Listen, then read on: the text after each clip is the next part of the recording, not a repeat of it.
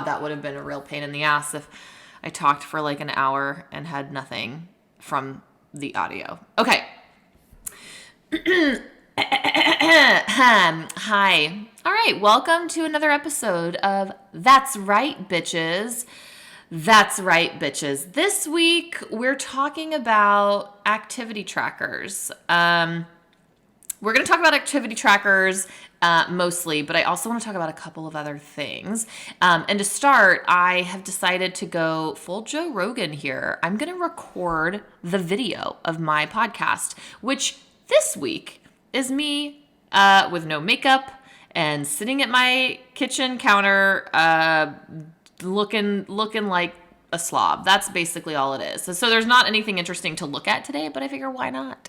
Why not? I just want to get myself out there, be super overexposed in every fucking way that I can. I want you all to see my microphone and the fact that I am trying on a fucking regular basis to figure out how to make sure that the audio sounds decent. And what I'm doing right now is I'm literally looking at a sock on my mic. So if you want to hop on over and watch it, then, you can. And you know what? I'm just realizing if I make the decision not to share the video, I'm fucked because I'm talking about it. I'm not going to talk about it for much longer. But the point being is I'm sitting in my kitchen and I am I'm just sitting here. I'm just being a normal everyday person, just like you. Celebrities, they're just like us. So that's what we're doing. All right. I actually was wondering aloud on my Instagram about when y'all might be interested in episodes like dropping, if you will. For some reason, I've kind of made a routine around recording on Thursday, but I don't do that until later in the day on Thursday. So then I can't even get it uploaded until end of day Thursday. And then all of a sudden, maybe it's Friday morning before you're seeing this. And I don't know if you really want a Friday podcast. I don't know.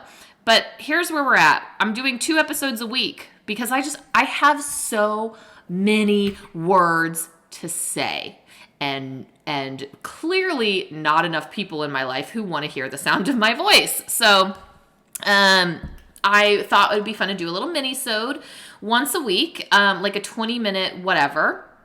And this week I did...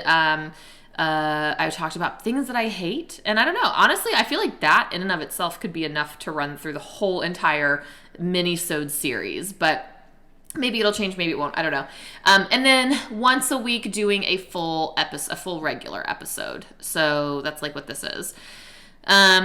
So the question is really a matter of which days do you feel like you would want to listen to it. And if you have thoughts on that, I'd love to hear. Instagram is the best place to communicate with me. I am at CupcakesOMG. The letters O, M, and G. It's very weird recording the video of this. I don't know if I'm going to like this. Actually, I don't know if I'm going to be able to keep it right in front of my face the way that I am. So that's one of the things I'm going to be playing around with. But that's what we'll do this week. So as I mentioned, I want to talk about wearable fitness devices. This is good. My computer's about to go to sleep. That's good. That's for the best. I do a lot better talking and being amusing, I think, when I don't see myself. Maybe it's because I'm too beautiful. Maybe it's because my beauty is so distracting and captivating.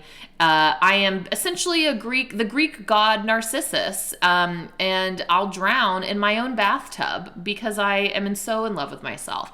But for some reason, when I can see my visage, I can't. I don't know. It's like when I'm writing, I'm at my funniest. There is something about being able to see words on a page versus just in my head that allows me to be like very like quick and sharp or whatever. I don't know. I know that about myself. I'm not great on the fly, you know? Well, I take that back. I am. You know what I love about myself is I'm extremely quick.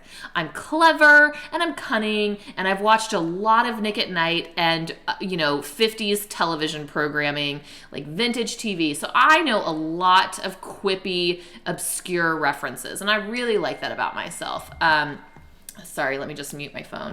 I like that about myself, and I do think that makes me fairly entertaining and funny. But again, like when I'm filming myself and I can see my face as you do on Instagram stories, for example, I don't feel like I'm all that funny. So I think this will be better not to see myself. Okay. Let's first, though, we have to talk about Cheer on Netflix. We must. And we won't talk about it for long because there are a few podcasts I listen to that will talk about shows that I do not watch. For example, The Bachelor. Jesus Christ on a cross, y'all. I do not get the appeal of The Bachelor. I don't get it whether you think it is serious and these people are actually in love. Like, I don't get it. I don't get why it's entertaining for the hilarity of it and the camp value. I don't get it. I think it is so dumb and it's so uncomfortably manufactured. And let me back up. I've not actually watched even 2 seconds of The Bachelor since the first season. The first season, probably. Does anyone even remember the first season of The Real Bachelor? The one where it was a guy who was like, I'm using air quotes here, a millionaire. He had like $1,000,001 or something. And I don't even remember his name, but I didn't think he was attractive then. And like, who the fuck was even on it? Oh wait, I remember. I did watch some of The Bachelor with the season with Jake as The Bachelor because there was some crazy ass hoe bag. What was her name? And she won. Oh, she was a nut job. Anyway, I can't get into The Bachelor, nor The Bachelorette, nor any of the Bachelor spinoff concepts. And I get it. It's surprising. You would think, given I basically watch the television equivalent to a filthy gas station toilet bowl, that I'd be into that. I'm just not. I can't dig it. You know what I did love? What show I really did enjoy was Rock of Love, Bret Michaels. Oh yeah, VH1. Flavor of Love was okay, but I really loved Rock of Love. Oh, what a good show. And then I did watch all of that one's spinoffs. Actually, I think there was only the one with Sharon Osbourne and the what was it, like the finishing school or whatever. That was a good show. What are we talking about? Oh yes, Cheer. Okay, we're talking about Cheer on Netflix. By now, I hope to God you've all seen it. It's fantastic, and it's not a reality show the way that we're so used to at this point. It's a docu-series. I think there's like 6 or 7 episodes, maybe 8. I can't remember, but that show was so good, so well done, so thought-provoking. Like, it's lingered with me, I was never a cheerleader. Believe it or not, shocker. With this diaphragm, man, you'd think I would have been cheering every game. I can't, no, never did. And here's why. Let me say this. I wanted to be a cheerleader because I didn't necessarily care about being popular, and I don't think being a cheerleader makes you popular by default, by the way. But what I did want was pom-poms. I wanted big hair bows and a good excuse to wear glitter all over my body. And also, I wanted a boyfriend on the football team, but oh no, I did. There was one guy that I had a crush on that was on the football team. But other than that, I didn't actually want any one specific person from the football. I just the idea of it, But I never was a cheerleader, and here's why. I thought I was under the impression that you had to be able to do the splits. And I don't know where I got that idea from. I just made it up in my head. I decided all on my own what the qualifications were for that position, and then I wasn't allowed to apply for it or audition for it because I apparently didn't make the cut of my own making. And let that just be a lesson to you. I think everyone should try out for anything they damn well please, even when they know they are grossly unqualified for a position, because you know what? You never know. But I digress. What a talent that I can make everything about myself. Get ready for more of that, I'm sure. So Cheer is a very good show. It's about a collegiate cheer competition. Well, it's actually about a particular team, but it's about this team in a small town in Texas, probably a few hours north of where I am. I can't remember what the name of the town is, but it's at a community college called Navarro. And despite the fact that it's just a small community college, they have what is considered the very best collegiate cheer team in the nation. And for like 14 years or something, they've been winning the national cheer competition in Daytona. It is the Super Bowl of cheerleading. And so across this series, they follow the lives of all these different people that are on the cheer team or somehow a part of it in this small town, this rural Texas town. And it was so goddamn good. Like, you have my personal favorite, a character named Lexi. And by character, I mean a real human being with feelings and emotions and a real life, because these are not scripted people. These are real people. Now, Lexi is a local Houstonian, and she's had some trouble with her life. I don't know a lot about her life, but what I'm going to guess is no dad is around. Not that that makes it like any kind of, like, you're not, destined for some life of trouble if you don't have a parent in the picture, but definitely seems like there's no dad in the picture. And she's quite rebellious. Her mom and her grandmother both seem pretty like buttoned up, they don't seem like shitty or anything. They're just they don't seem like they have the same wild streak as Lexi. But here's the thing about Lex, my girl Lex. Bitch can tumble like nobody's business. And I don't even know how you begin to learn to catapult your body in the air 6 or 7 times in a row with no arms. I mean, she has arms, but like she doesn't use her arms. They're like, pinned in. I don't know how you even begin to learn that skill. But she has not merely learned it. She has perfected it, It is a sight to behold, watching her and all her blonde tousled hair just flying about in the wind. It's impressive. It's fucking amazing. So the whole thing with her storyline is like cheer changed her life. Cheer's gotten her into shape, not physical shape, but like, behavioral shape. So she's the best. And then you have Ladarius, who is he needs to be a fucking drag queen. And I really, really hope he does that because, his life also a bit sad without, a lot of parental involvement. And again, growing up in a small town and being black, and being gay, he was subjected to all kinds of shit.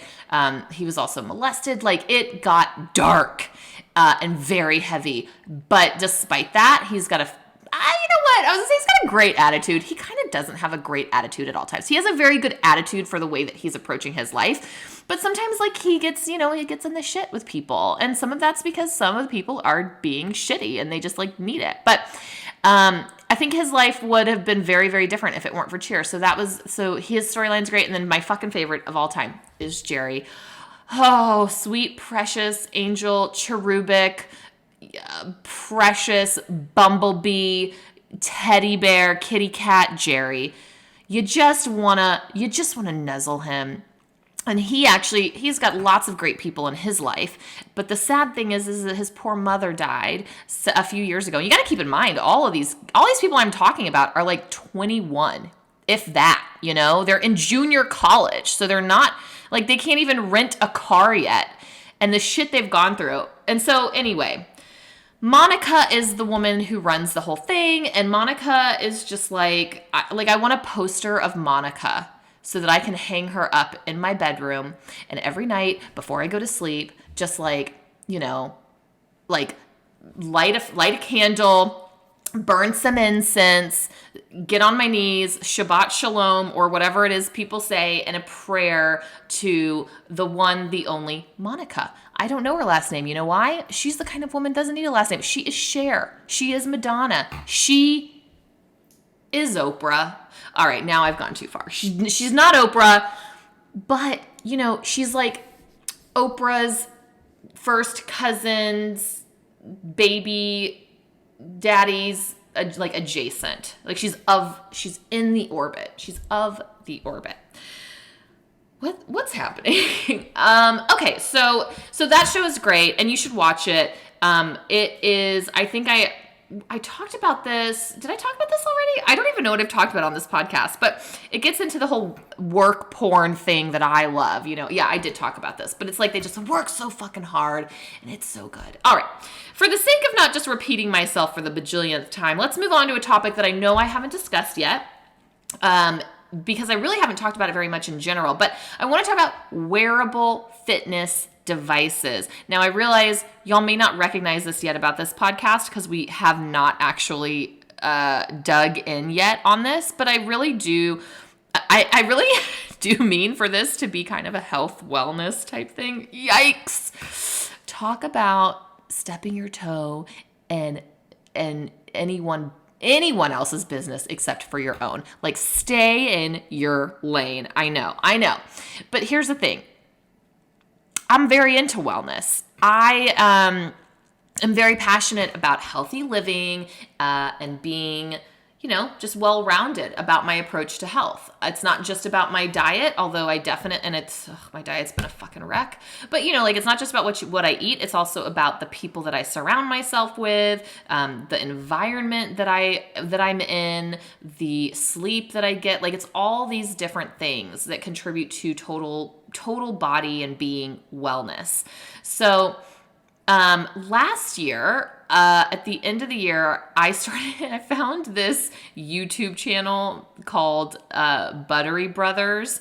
And like, it's definitely, you don't really have to be into CrossFit, I don't think, to enjoy watching this channel, but it might help. So the Buttery Brothers are these two dudes that used to work for corporate CrossFit.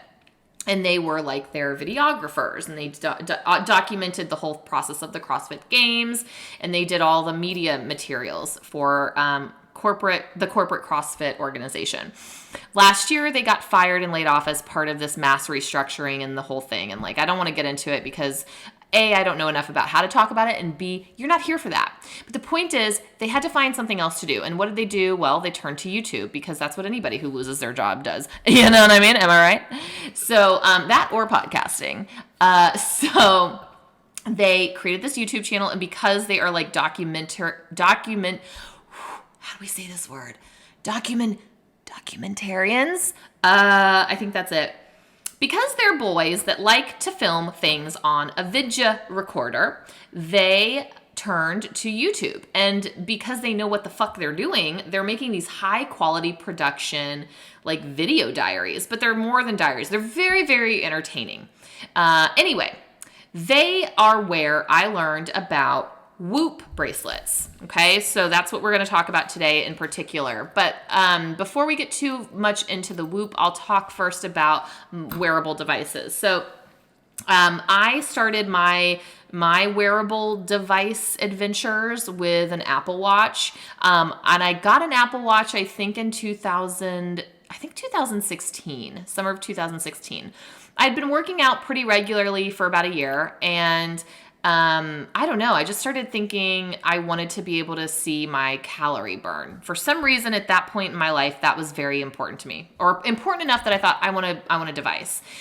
Never had a Fitbit, whatever. Didn't really care about any of the other elements of it. I was just like, I just want to see like where my heart rate is and how my calorie burn looks, thinking that like is the most important element of a good workout. But so I started wearing an Apple Watch, and had been wearing my Apple Watch until like literally 3 weeks ago. So about three and a half years, I guess. Yeah.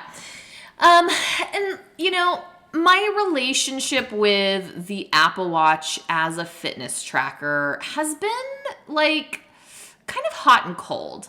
Mostly it started hot and then it got cold, I guess. I was really interested in having the ability to see when I felt like I was working hard in class, did this device properly reflect that back to me? If I was like, I'm really out of breath and I'm sweating really hard, did the device reflect that in my performance metrics? And then at the same time, like it was fun to gamify the idea of your health.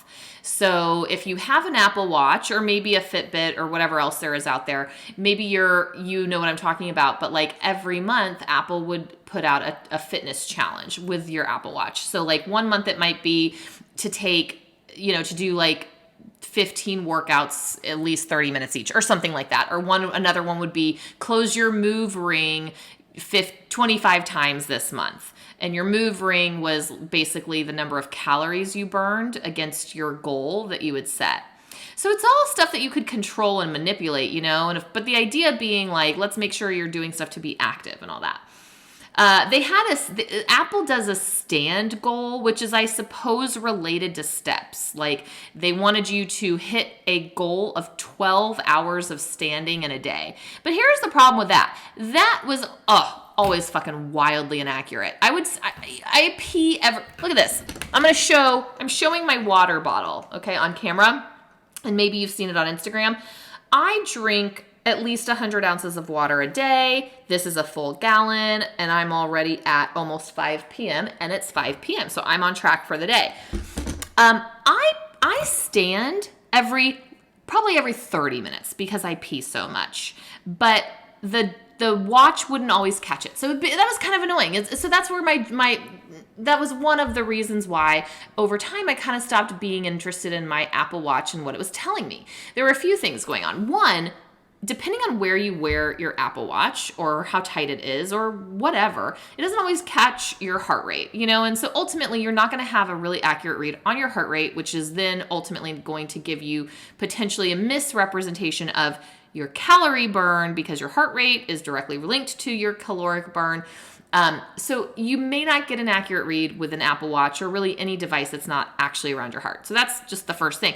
But number two, like, what started happening to me when I would take, like, let's say a spin class where my heart rate was, you know, arguably much higher than it would be when I was in a bar class because it's just a different type of intensity. And my Apple Watch would sometimes have my heart rate at like 70. And I'm like, this is fucking bullshit.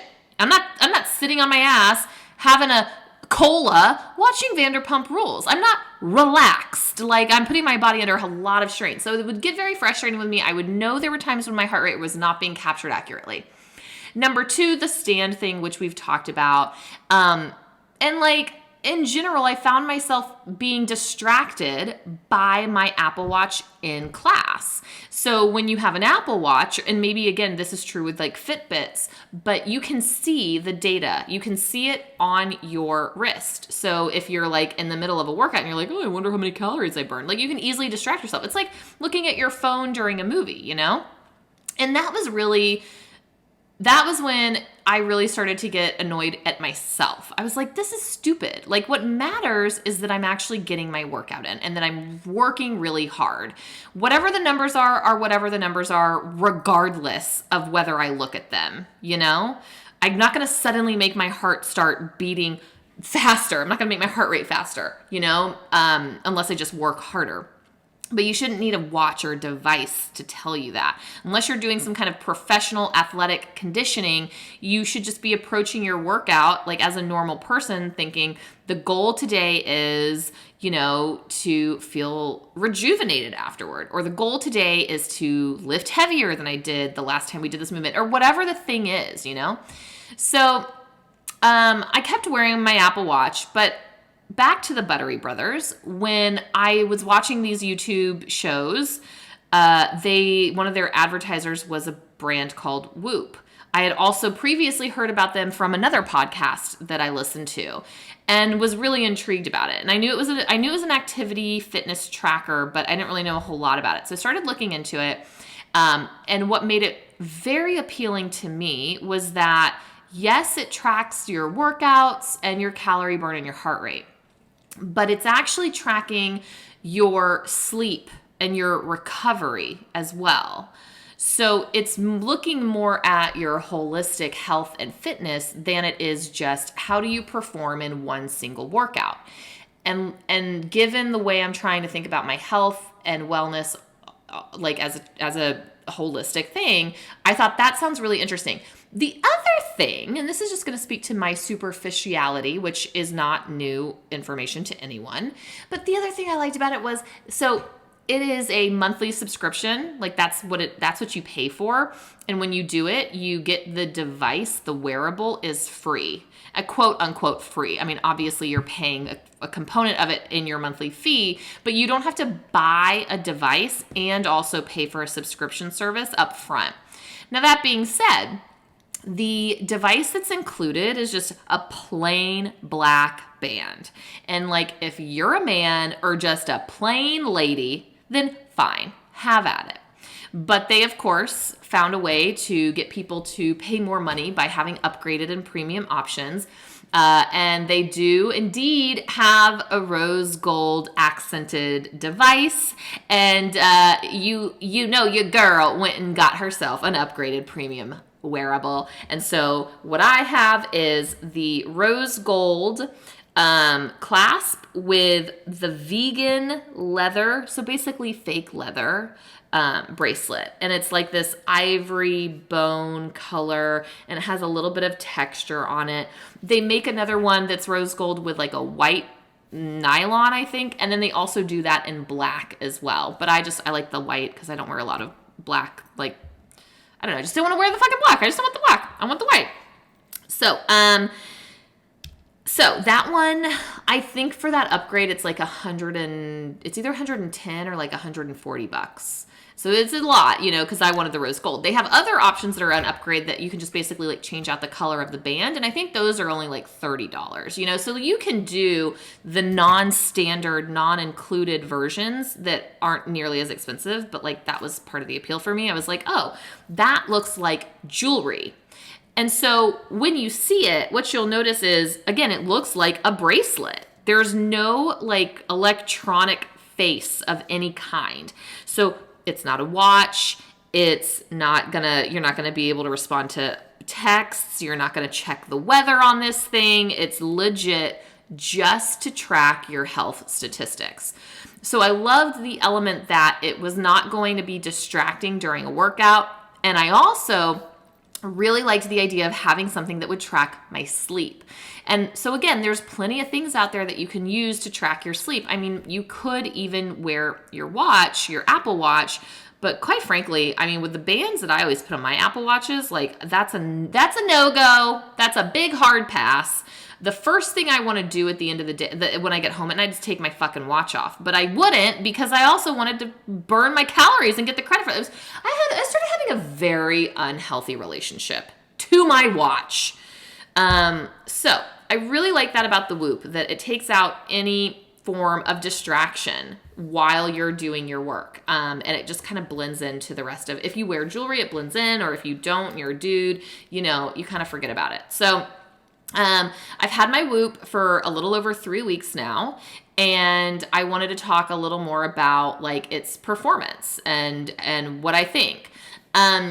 So the first thing is that it's like kind of tough to get off. So you can get it on easily enough, but even though their device is waterproof, I don't believe the strap that I bought is waterproof because it's that vegan leather.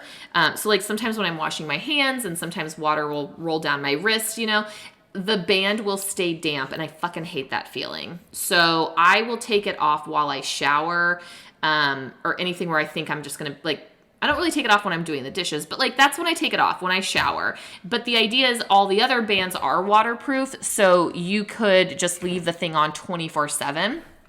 But the reason I'm saying that is because it is a little bit tricky to take off. If you're not planning on taking it off to shower, which again, you don't have to, then not a big deal. But when I was trying to get the band on the first time and fit it correctly in the right spot, I struggled quite a bit to take it off. I've gotten much better at it now, and that's fine. But that's like one observation. It's not like a critique as to why you shouldn't own one or wear one, but it's just a thing I noticed. And then number two, because I did upgrade, my band I don't think is waterproof, and even if it is, it would be wet too long for my liking. So that's kind of like a bit of a downer, just something to be aware of, but not a stopping thing. Okay, here's where it gets a little more like, very much based on your comfort, your preferences, like what you're willing to put up with. So, it is a wrist device, so you wear it on your wrist. and I wear a couple of bracelets already. So naturally, I think about putting it kind of in line with where my bracelets are, which is like right around my wrist bone. Well, for a Whoop to work correctly, you're supposed to wear it like 2 finger spaces above your wrist bone. So it ends up going up more toward your elbow than like your hand, which is a strange feeling because like I'm not used to thinking about things on my body that way. Maybe if you don't wear bracelets, you don't have a point of context for that to feel weird, but it does seem a little strange. And that is really, really important because the first week or so that I was wearing it, and even more recently, I've had a couple days where sometimes it's just not totally accurate. When you're not wearing it in the right spot, it does not accurately get your heart rate read.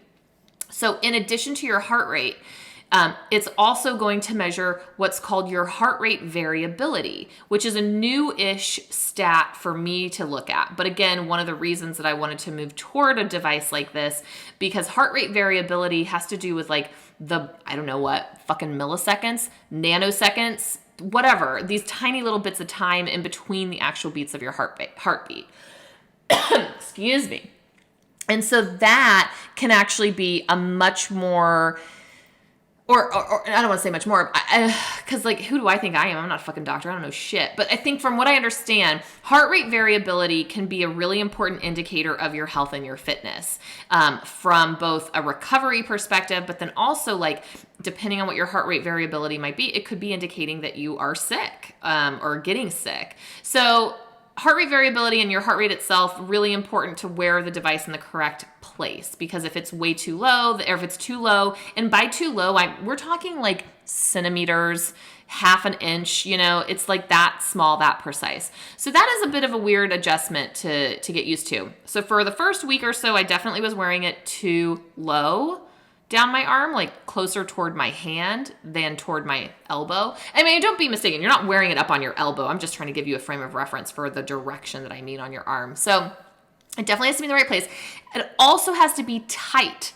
So, like, again, I'm wearing bracelets and they're loose. Like I can kind of move them back and forth on my hand or my wrist.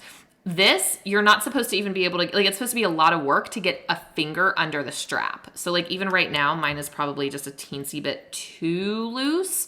So what I'll do, because it's actually kind of hard to adjust, you need to adjust it while it's on, but it's like fucking impossible. So it's kind of like a, damned if you do, damned if you don't type thing. So what I do if it feels like it's a little too loose is I just move it up a little bit, and that seems to work okay.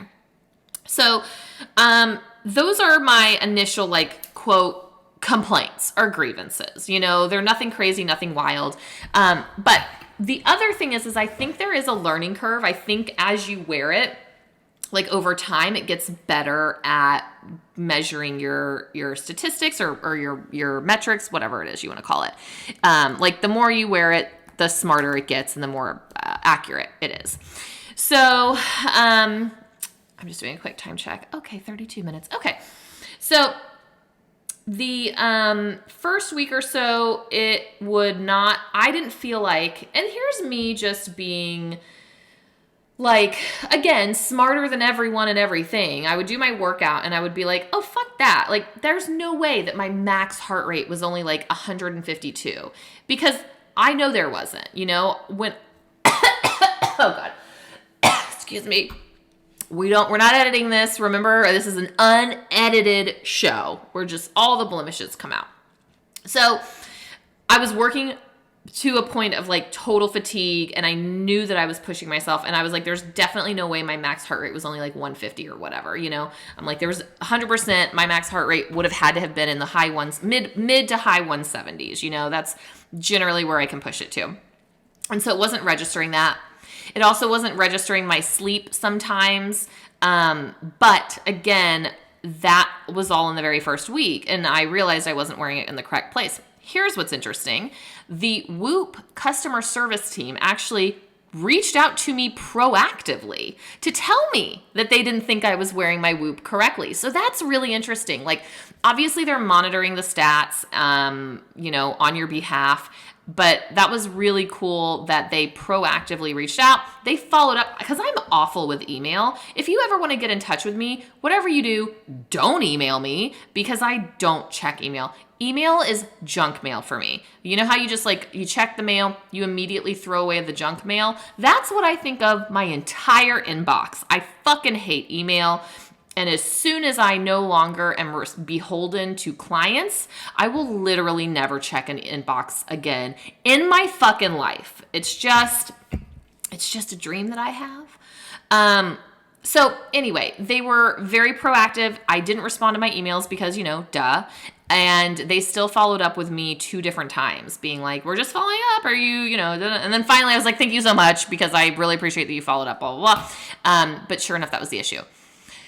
I will say, so even though I've been wearing it for 3 weeks and the first week was definitely a little dicey, just trying to make sure I was wearing it in the right place, there are occasions where things will happen. For example, yesterday, I got 5 hours of sleep because I had to wake up at 5 a.m. and teach a 5:30 class. And then I came home, and I don't normally do this, but I just really needed it yesterday. I came home and I took a nap for about 30 minutes. And the device comes with an app, or the way that you control the device, I suppose, or manage the device is with the app that you use alongside of it. And so here, I'll open it up and kind of talk about it. So the app is where you would go to assign your workout that you're doing so that it knows that that's the workout that you're doing, or you can also set it for when you're napping and going to sleep. I actually don't turn on the sleep coach is what it's called. I don't turn on the sleep coach when I go to bed at night because it does have smart sensory and it can tell when you're sleeping based on your heart rate and stuff. So I don't do that for when I go to bed at night. And I did take a nap at some other point during these 3 weeks and it caught my nap. So yesterday when I took my nap, I was like, well, I'm not going to go in there and assign the fact that I'm napping. I'm just going to go to take my nap. But when I woke up, it did not register the fact that I had napped. So that was a little bit of a weirdo thing. And that just happened yesterday. Gosh, am I saying anything about this that makes you think it's a good thing? Let me get to that. I mostly guess I've been talking about all the flaws, but I'm just trying to be, look, this is obviously not sponsored in any way, shape, or form. And even if it was, I would tell you the full truth because as we discussed a couple weeks ago, I'm George Washington and I don't tell a lie because I hate inauthenticity. So what you're getting is the real deal in my experience. But regardless of all of that, I actually do think it's a really helpful tool. Here are the things I really like about it. 1, it's cute, okay? Duh. But 2, no way to see in the middle of a workout what your numbers are. So no distractions. And I love that. It's very it's very 80s. It's very 90s. It's very anything pre-wearable devices. It's just, to me, it makes your workout more genuine, more authentic, and you can just focus on what the fuck you're there to focus on anyway. I think the people that don't wear fitness tracking devices they really have it figured out, because ultimately it doesn't matter what your stats are. What matters is that A, you did it, and then B, you worked to the total capacity that you had to work in that 30 minutes, 60 minutes, whatever, however long your workout was. So I really like that quality about it. It has taken out the element of distraction after the first week or so, I guess is what I should say. Because, I'm still trying to get used to a mind shift of, watching my device the whole time I'm working out. And so even though I didn't have anything to look at, I would still be checking it, and I would look at the app if I got a moment in a break or something to look and see, is it catching my heart rate? Just had this is complex. But slowly but surely, I do find myself getting away from that. And so that's good. What else do I like about it? I like that the app, or rather, I like that what it's doing is it looks at 3 metrics. First is your strain. Your strain is essentially it's a number that you get on a spectrum of 1 to, I think 21 is max strain on the day.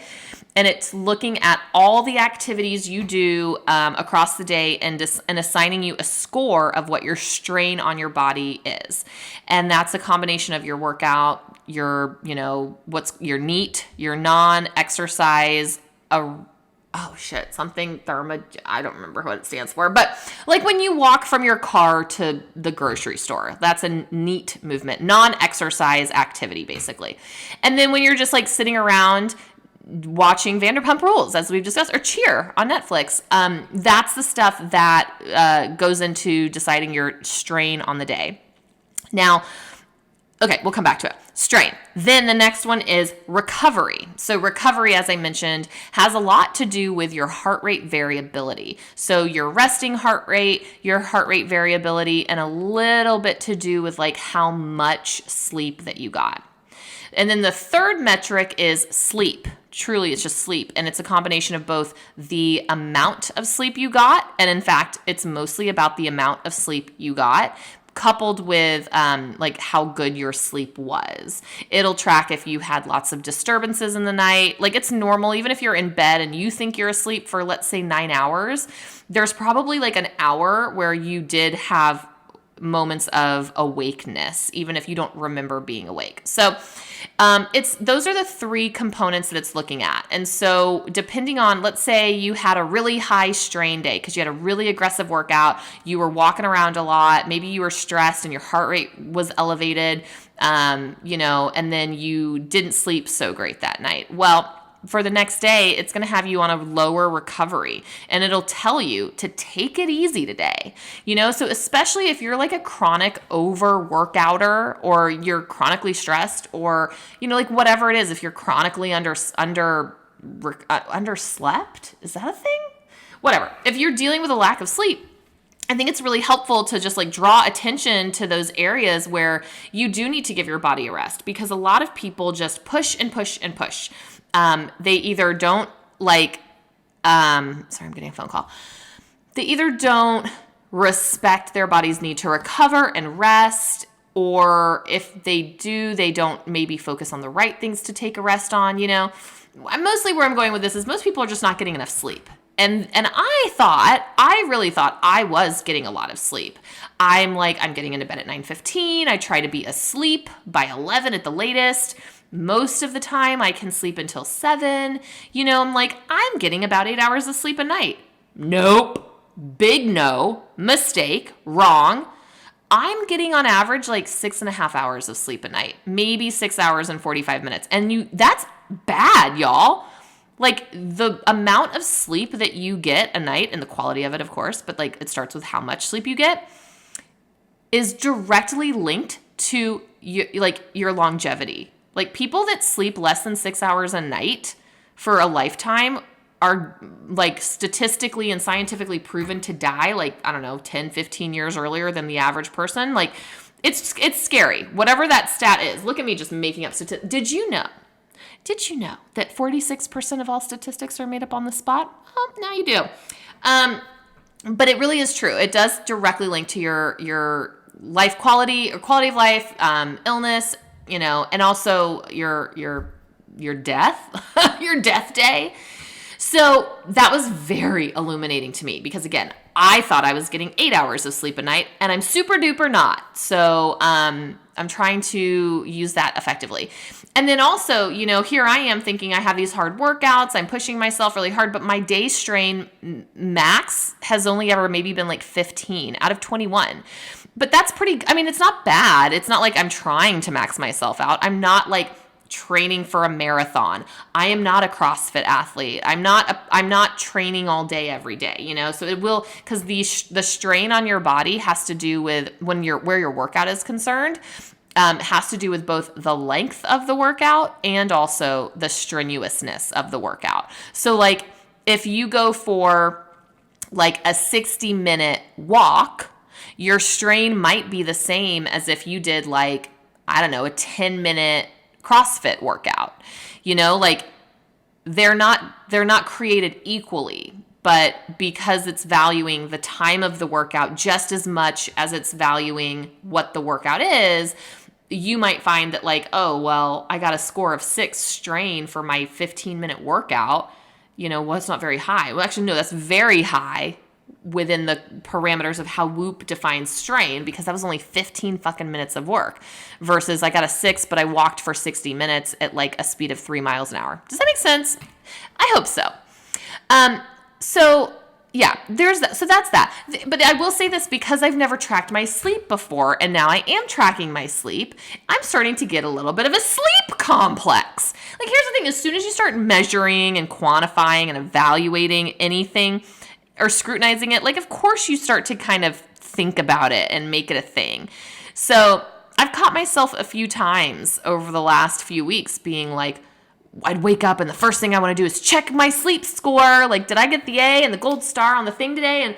And then you don't. And then it's like, fuck, So you have to be really, really chill with yourself. I mean, and that is me saying that as someone who is the opposite of chill with themselves. So I am definitely, God, I'm just so aware that I'm like screaming into the mic again. Fuck, is any of this going to be usable? Oh, I guess we'll find out. Oh, fuck. So anyway, it's definitely, as with everything, it's a journey. But I do think that wearable fitness devices can be helpful, but I also think like they can be helpful for making you make better decisions, right? Like, if I know that in the morning I'm going to check my Whoop app and I'm going to see how my sleep performance was, I'm going to make a different decision about how late I stay up. Or if here's what I know for sure, because I know over the last few weeks, there have been a few days where my diet has been really shitty. And then the next day, my heart rate variability is also really shitty. And I mean, it kind of makes sense. Like, your body has to work so much harder to process bad foods, or like if you've overeaten or something, your body has to work way harder at that than it does if you're just like feeding it what it needs and in the right amounts. So knowing my heart rate variability has been really, really interesting, I think, and redefining the way I think about the components of my health. And same with my stress levels. Like, my stress levels have been all the fuck over the place this month. So when I know that I'm going to be able to see a direct number that will be a mirror back to me of like how I've been living my life recently, it does really help me think about choices that I'm making. So I think it can be extremely useful if you use it as a tool in that way. Where I think a wearable device is not a good idea is for someone who is battling with some type of an eating disorder or an exercise disorder. If you are struggling with your sense of like your self-esteem in any way, if you're in a delicate place for whatever reason you might be, take it easy. Like, figure out the other shit first before you start trying to give yourself a grade for being a human. I mean, because in a way you could, if you wanted to, you could look at this device and it can evaluate every component of what you're doing. I mean, it's not a food tracker, so it can't assess your nutrition, but what your nutrition is directly influencing the elements that it does assess. So, just be careful, be cognizant of like what you might want to use a wearable fitness device for, because I think that it could be a really slippery slope for some people. But whether you have one or you don't have one, who gives a shit? I'm not making a dime if you go and buy one, but I just wanted to talk about it because, like I mentioned, until like a few months back, I'd never heard of it. I think it's somewhat new on the marketplace, but it's not like so new that you can't find any information about it. So that's my experience with that. Okay, well, let's see. How are we doing on time? I don't know. I think I'm going to make it that. I think that's what we're going to talk about this week. I don't want to go on another tangent and open up a different can of worms. I'd like to keep it here. Keep it sweet, keep it spicy, keep it salty, keep it nutty. Because I'm crazy. Yeah, but that's it. Okay, so let's do the little housekeeping business. If you liked this episode, if you like this show, if you like me, if you hate me, I don't care. Just hit subscribe. Hit subscribe and rate 5 stars. Leave us a review. That would be awesome. I don't know who us is. Me, the royal us. You know what? I do want to say this. I just said the royal us, and it made me think about the Meghan Markle and Prince Harry, like, leaving the royal kingdom or whatever the fuck it's called. I do not get royal obsession, especially Americans that are fucking obsessed with the royal family. Confounds my brain. I do not get it. I can't make sense of it. Who the fuck cares? Great. They're going to go be nobodies in Canada. Next. Like I give a fuck. Although I will say I am interested in watching the Gary Janetti cartoon about Prince George because he's hilarious. But I don't give a fuck about the royals and I don't give a fuck about The Bachelor. So if you also don't give a fuck about those things, then take a look at your app, hit the subscribe button, rate 5 stars, leave a review. And if you need more of my bullshit than just once or twice a week, come find me on Instagram. I am at CupcakesOMG, cupcakes with an S and all the letters OMG. And I'm going to share a video, which is going to be stupid. It's going to be so fucking boring because it's literally just me talking. And that's it. But if you're curious to see what the whoop looks like, that could be helpful. But that's it. So thanks for listening, guys. Until next time. Goodbye.